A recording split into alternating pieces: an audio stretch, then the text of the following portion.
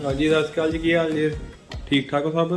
तो अज आप दिखाने बेदी कलोनी की मेजरमेंट तो उत्थे क्लाइंट की रिक्वायरमेंट सी फ्रंट से आप एक शोप कट्टनी है तो बाकी रेजिडेंशियल पोर्शन एक नीचे तो एक उपर तो कहते कि यूनीक चीज़ बनानी है तो आप की प्लैनिंग तो करवाई उन्होंने पसंद नीचे तो उपर दी करके तो डन करवाती।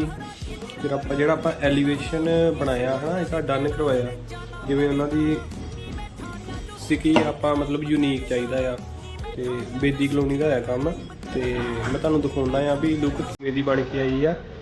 दिओ अपने कमेंट सुजैशन। ठीक जी।